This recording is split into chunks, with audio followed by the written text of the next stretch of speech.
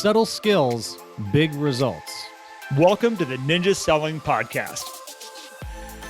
Welcome back to the Ninja Selling Podcast. Matt and Garrett are back with you again. We're excited to be here with you. As always, we've got a great topic. As we go through our time with you today, if you want to know more about what we're talking about, please go check out ninjaselling.com. There you can find out all of our events and information on where this came from, what we're all about. You can also go pick up Larry Kendall's book, Ninja Selling. Highly recommend it. It'll give you a great foundation of what ninja selling is all about. And if you're ready to kick ninja into high gear and you want to take it to a different level with somebody who you trust in your world that'll make it all right with you, we have ninja coaching, and we've got 30 ninja coaches ready to go. And they're all amazing people from all over the United States, different marketplaces, and they are highly trained in ninja and highly trained in real estate. And we'd love to be able to help you out with that. With that being said, Matt, we have our Facebook group. Please go check out our Facebook group. If you haven't been on that, about 13,000 people on there, like-minded individuals like yourself that like listening to podcasts and learning from other ninjas around the United States. Oh, Matt, it's good to see you, man. Oh, man. That's getting longer and longer, that intro. It is. I think we just need to we need to shorten it at some point. We will. All right. Good to see you too, buddy. So we have a great topic today. Let's jump right in. We do. Let's do it. You brought up this topic, and it really kind of goes along the lines of a lot of people are running their business like, hi, welcome to ABC Realty. May I take your order? And that can lead down some interesting paths when you're just order taking. Yep. And you're not doing the things. And so you brought this topic up, Garrett, and I'm excited to dive into it and pick it apart. Well, and the reason this topic came up for me, Matt, is that I was talking with a couple, actually one of my coaches, and I recently, have done some real estate and kind of looked at what is kind of happening out here right now? And with this actual order taking or whatnot, I think we can very easily get into a place coming out of COVID, especially because things were moving so fast and things were so quick, that you really didn't get a chance to sit down with somebody and say, let's come up with a full game plan of how we're going to get you from point A to point B, seller or buyer, both sides of it.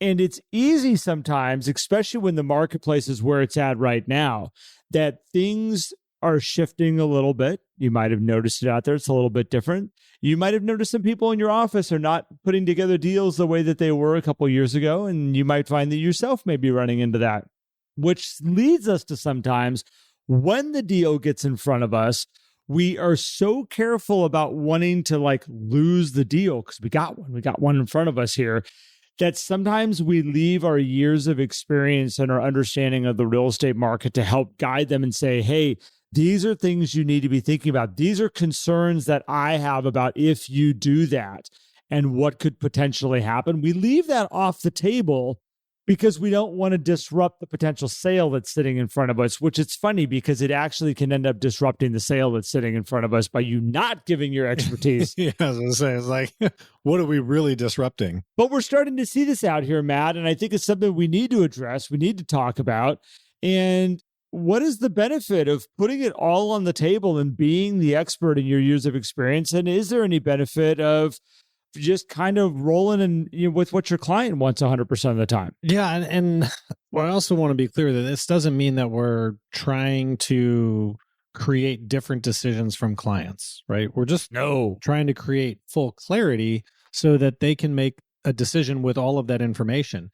And even if you don't have years and years of experience, you have experience in training, you have experience in learning from other people in your office, you have experience with the people who can help you behind the scenes too. I mean, when I first started in real estate, my manager helped me a ton to back up experience that I needed in having conversations with clients, right? I remember, Matt, there was agents in my office and my managing broker. I mean, I was months into the business. And I remember telling people when I would sit down to list their property, they would say, how long have you been in the business for? And I had to give that horrible answer of I've been licensed for 6 months. But on the other side of it was that I have these people behind me that are my mentors and the people that I'm working with. And I have hundreds of years in real estate, in my back pocket that I have available to me right now. So Even if you don't, you do. You just need to understand the value that you have around you. Everyone who's listening to this right now has years and years, maybe hundreds, maybe more, maybe less. You have a lot of years of experience in your back pocket right now. So if you listen to this podcast, I mean, you have us, and then there's all the people that are behind us too in Ninja, and you add all those people up together. I mean, we got hundreds. We got hundreds. But it's not about the number of years necessarily either. It's not like someone's going to say, well, I'm not going to let you guide me because you don't have X number of years of experience. When we say share your years of experience and show it, we mean, behind there that you're missing a question, that there's a conversation that you should probably be having with this client that we're not having because we're worried about maybe them not liking the result of that conversation, potentially like a tough pricing discussion, let's say, right? Well, I don't want to upset it. Like, we're doing okay. The market's just slow. Maybe we're not really that overpriced. We can sit there. It's like, no, we need to have a conversation sharing all of the information so the seller can see, hey, where am I positioned in this marketplace at this price? What does the competition look like? What do the market trends look like? This is the conversation that should happen versus just, well, John down the street sold for X dollars, and so let's just list it there. So Matt, here's a prime example. I'll have a conversation with an agent and they will say, how many days on the market is too many days on the market right now? Because it used to be back down here where you could sell a property in 3 days and you had multiple offers. And now it's like, everybody in the office is kind of saying, like, if it's been on for 30 days, like, that's okay. Like, that's an okay place. And my number one comment is like, what does the seller need to do? Yeah. Like, I don't care what the marketplace in general is like, what the threshold is of the market there right now. But I don't care about it. What I do care about is the seller that needs to get from point A to point B. And yeah, if they're sitting there and they're going like, we really don't care if we sell or not, we're just hoping we can get this price. And hey, are you willing to be my agent and see if we can get that price? You might be in the boat of tagging on a whole lot of days on market. Yeah. And if that's your decision, that's your decision, right? But if clarity is there, that's okay. Well, I'm not saying that decision's okay. I'm just saying that situation, everybody knows what's going on. This is where you bring your years of experience and you say, okay, we need to be prepared then to hang out here for a lot. Like, don't expect at that price that we're going to have people jumping all over it. And we're going to be now at the same time, we can cause that to happen in any marketplace, by the way. And people have fought with me over this over the years, Matt, but I've always said there is always a price where you'll create a feeding frenzy. And I'm not saying ever, well, we just always want to create feeding frenzies, so price it low, because I've had people get weird about that. What I'm saying is that if you have someone that needs to go, like if they need to be out of here like by tomorrow, you can make that happen. I can make any house sell in 24 hours. It's like the price is right. When everybody's bidding high and you're like, oh, just $1. And like, bid as close as you can without going over. Well, if everybody's high, let's just list the house at $1 and see what happens. You probably don't need to do that, and you'll probably end up with a lower number than you'd want if you do that. But you could do that, and you would sell the property, right? And we're not saying to do that, but what we're saying is what does the seller need to do? And then you bring your years of experience and all this wealth of knowledge behind you to sit down and say, here's what your options are. Here's these different paths we can take. I can cause this to happen. We can also cause this to happen. We can also see if we can get as close to market value as possible. And here's what you need to be expecting about being at market value. If you need to sell faster than what the average market value time is selling at here right now, here's what we need to do to get you there. You bring all this with you and don't just be a yes man in fear that we're going to maybe lose the transaction. And that's what I'm seeing is they're not willing to have the tough conversation. Because what if they just want to go with another agent? And you see this on the buy side too, a lot, Garrett. Actually, right now in particular, because there is, yes, there are those markets where it's like, oh gosh, this listing's sitting a little bit longer, but there's also more competition coming back. I'm hearing more and more multiple offers and things, and buyers going into these situations, or agents having buyers going into these situations with them where the buyer's really not prepared, right? And they're like, well, but I don't want to lose them because they'll go to somebody else if I really kind of try to drive them to get a pre-approval from my preferred lender. Or if we go through all of those 10 steps up front, they want to get into these homes, and I'm just going to kind of roll with it on the way. And we don't need to go into a whole nother podcast on the importance of doing the upfront work, because you can just go back and find them. We've done several, but that's where particularly you can find a lot of agents, particularly new agents too, because they also are worried that they don't have the years of experience by saying, oh, Mr. Garrett, you want to go see that house? Okay. Oh, you want to go see that house? Okay. And that, okay. And write this, okay. And it's like, great. If you want to spend your time showing houses, wonderful. If you want to make a profession out of this, we need to have some conversations and bring the experience and knowledge that, even if you're brand new, there's knowledge that you have. Because one, you're listening to this podcast, so you've probably picked up something somewhere along the way, post-licensing, that's ninja related or some type of training. So you already have some experience. Lean into it. And this doesn't mean you're going to go to somebody and say, well, Garrett, you're wrong. Like, listen to me, your agent, because I know what to do. It's, please don't do that. Hey, Garrett, let's talk about that. We can certainly move ahead with going and seeing these homes, but if we find something that you really like, and we're not really prepared to compete against somebody who is ready, who's pre-approved, has their checkbook, we could end up missing out on a home. You don't want that to happen, do you? Well, no, I don't want that to happen. Great. Well, should we talk about what we can do to make sure that doesn't happen? It doesn't take long. Okay, let's do that. To circle back around this in a different way too, is like when I look at parties that I want to refer in my life, yes men and order takers are not typically the ones that I'm like, oh, that is my trusted advisor when it comes around real estate. The ones that sit down with me in any area and say, okay, like, here's all the things we need to be paying attention to. You know, it's funny. I had a painter here come and give me an estimate on painting my house. And we have stucco on our house. We have direct exposure to the south, which we get blasted along our backside of our house. It just bakes during the summer. And it was a great conversation with him, and he's the most expensive painter that there is.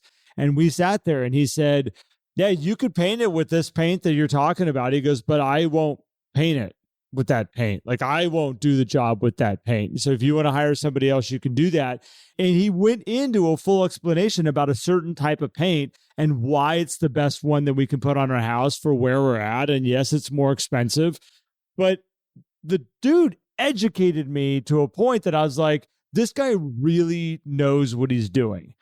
And I trust him because of the amount of knowledge he's bringing and the care and concern that he has for my situation. And he's like, if you want to get on my schedule, I'll put you on the schedule. No, I'm not on yet, but no, I'm not on anybody's schedule right now. Oh man, I'm not on anybody's schedule either. Gosh, I need to be on schedules. Someday we'll break into Matt's trials and tribulations of house warranty work. But with being that person that stops and asks those questions and really tries to figure out what these people are trying to accomplish, and then give them all, here's the pluses and minuses of what you're asking me to do or the approach we're taking on this. They need to see the wins and the damage that can be caused. Yeah. Instead of just being like, okay, we can do that. Okay, we can do that. And then later be like, oh, I kind of knew that wasn't going to work. Or now you as the realtor have egg on your face because you're like, oh, crap. Right. Yeah. It's going to come back around to you. Here we are sitting with all these days on market. It always does. It's not a winning situation. And the core of this is the scarcity mindset, right? And yep. The challenge with this is the scarcity mindset is a complete illusion, because you start to say, well, I can't lose this opportunity, so I'm going to just kind of do it this way so I don't lose the opportunity. The problem is the opportunity is not valid. So the scarcity mindset is ruining your ability to clearly evaluate what can actually be accomplished. How can we get somebody from point A to point B versus somebody who's not a buyer or who's not a seller? And so if we can acknowledge that, anytime you feel scarcity mindset creeping in terms of, I don't want to have this conversation with somebody, know that it is disrupting your ability to understand whether or not you can actually help this person. So we hold on to these opportunities, in quotes, that aren't opportunities. They're just people who want to hang out with a real estate agent potentially at that point. And I'm not saying that's what's going on in their head, but that's what ends up transpiring is like, you got a client, you got an agent, they go look at homes, they have a good time, they see homes for about a year or 2 years, and they don't buy anything. Cool. But even worse, and I'm happy you brought the scarcity mindset because it's exactly what the root of the problem is. And let's say you do have a real buyer and you do have a real seller and you have this scarcity mindset, you can actually damage them by you just trying to get it to the closing table instead of actually sitting down with them and saying, like, let's do the best we possibly can here. Let's push this in this way. We can try this. We can do this. Here's an option of how we can handle these inspections. Yes, we could potentially make the seller upset, or like we could potentially get all this stuff taken care of for you.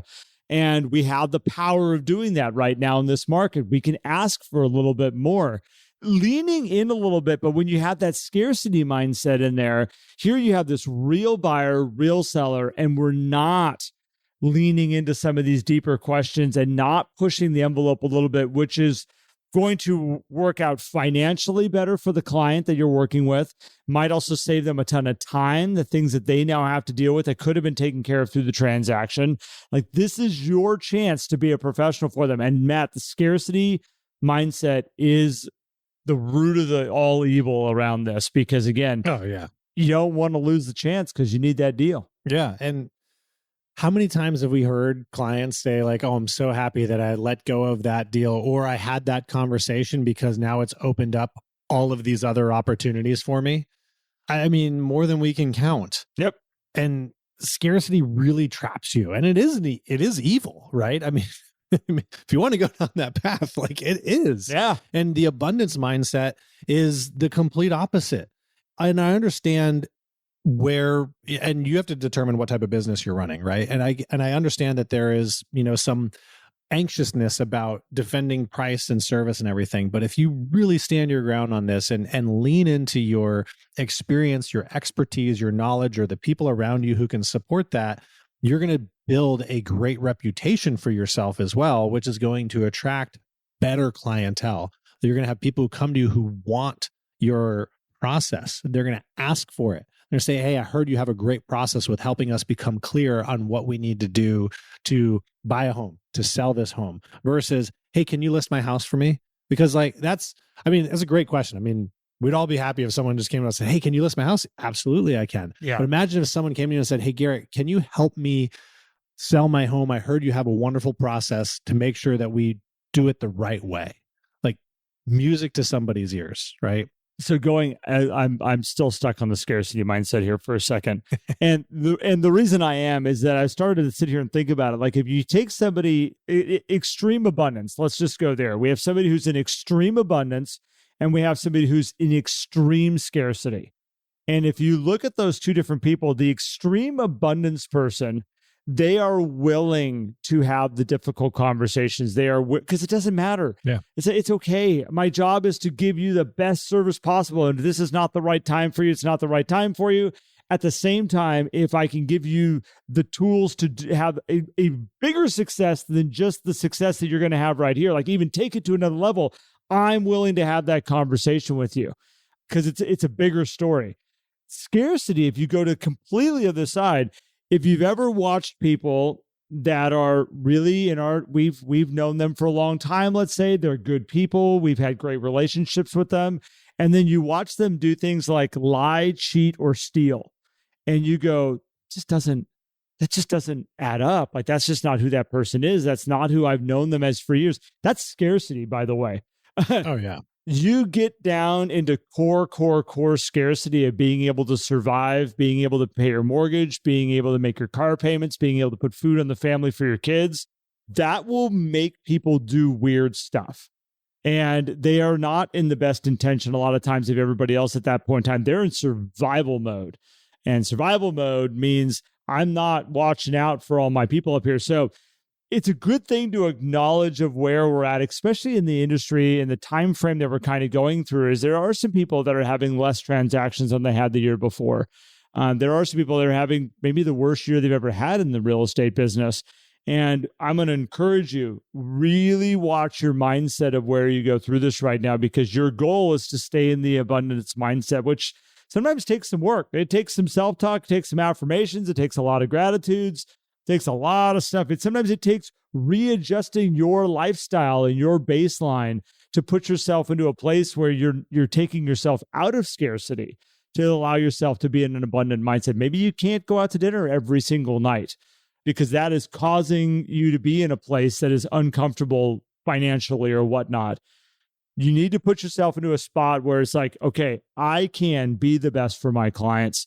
They need that right now. That's what somebody needs, is a good, solid, trusted advisor that's going to be there for them. Well, I'll say this too, Garrett. The abundance mindset breeds consistency, right? And it breeds continuity in service.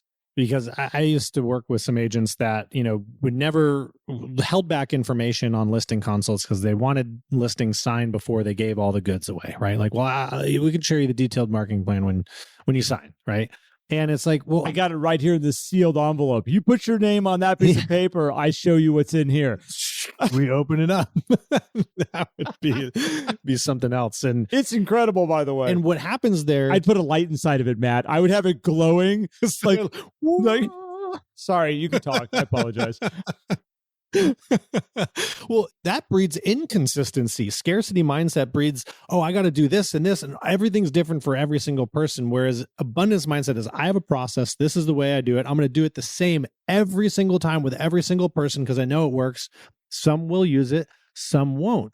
But you're consistent, which saves you time, saves you so much time. And so that's the cool thing about the abundance mindset, is it drives consistency. It drives consecutive action where it's whereas scarcity drives inconsistency. Oh gosh, we didn't do this. And I can't start over with that person, can I? And like, you have everybody through different things. So if you feel like your business is like a piece of sheet music written in staccato, you might be in a bit of scarcity mindset. I'm not saying that staccato music is scarcity. It's wonderful.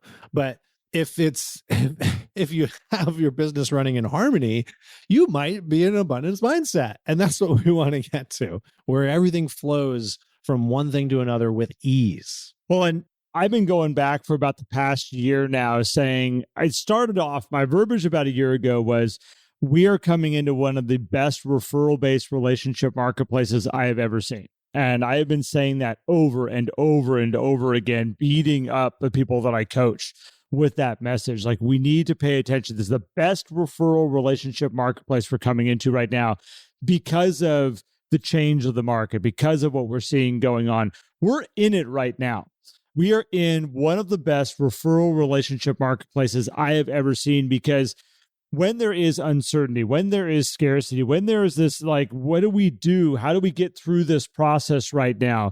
Not all homes are just selling when they hit the market. And, there's still not a ton of inventory out there. It's just kind of a weird kind of place. I am watching, Matt, you're watching it. People have the most tremendous years they've ever had. I just got off the phone yesterday with a wonderful agent, and she was sharing with me that she has hit her goal that she set at the beginning of the year already. We're sitting here in July, and she's accomplished her goal. She beat out one of the top teams in her office. She's like, nobody ever beats them, because that's like an impossible feat. But it's like this referral relationship side. Another gentleman I just spoke to the other day, he's having a record year for himself right now. And you look at it, and he's been building these incredible relationships and these incredible working partners over the years. I look at this and go, the abundance side and being in that mindset and being able to support these people right now, this is one of the most amazing, fascinating markets I've seen in a long time. It really is. That will allow you to sell more real estate than you've ever sold ever. But you got to be treating these people right. You got to be their trusted advisor. You got to be coming from an abundance mindset, because otherwise your scarcity mindset scares people that are already somewhat frightened about how they're going to get from point A to point B. Your abundance mindset brings confidence. It brings clarity. Your expertise is there. You need to be that for people right now. Yeah, if you're worried about losing an opportunity because you're going to show your experience and have some challenging conversations, know that on the other side of that, they're thinking, man, my realtor's not really doing a lot other than what I tell them to do. And that can probably drive more people away than you can attract. I can go find that anywhere, Matt, by the way. Yeah, if I want an order taker, I can find one of those pretty easily. I can't find the expert person that's my trusted advisor everywhere right now, which again, you have opportunity in front of you. Everybody listen to this. There's amazing opportunity right now. It's incredible. Yeah. So, well, guys, show up, share your experience, connect with your people in a professional way where you can guide them. And if they make a decision that you're like, all right, that's probably not going to lead to where they want to go, then you have a choice to make at that point. And that's a whole different discussion. At least let them know. At least let them know. Yeah. Like, hey, here's what it is. Here's the potential. And it's not like you're reading the future here either. You're just showing, hey, here's all of the information to show you what's going on so you can make the best decision here. Not, oh, yeah, we'll just do whatever you say. So good topic, Garrett. Good topic. Guys, thanks so much for listening to us. As always, we so appreciate you very much. Appreciate the messages and all of the different, niceties that you say, and also the constructive criticism as well. We do really actually appreciate that because it helps us make sure. I erase that. Yeah, Garrett deletes it. I read it. It does help us make sure we deliver a really great product for you here, which is what we want to do. So if you haven't joined our Facebook group, head over to Facebook and search for the Ninja Selling Podcast. You'll find it there where we post all of our episodes. So you can comment on our episodes right there. Cause I know depending on what platform you can't really comment on episodes, but if you are on a platform that allows you to leave a review, we do read those too. So we would love to hear from you on those things. It also helps kind of the show's exposure if you want to kind of share it out a little bit.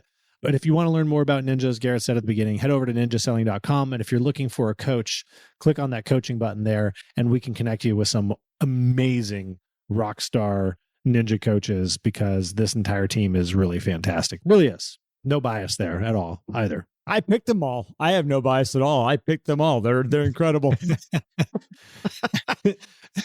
Which I got to say real quick, because I don't do any of that.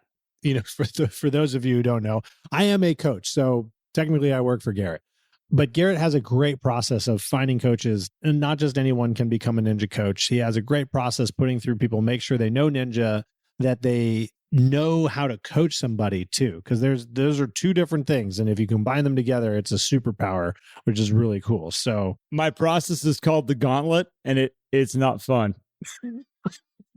And it does show up that way. So well, guys, appreciate you so very much. Thanks for tuning in, and we will talk to you and see you. Well, I guess you'll hear us on the next episode.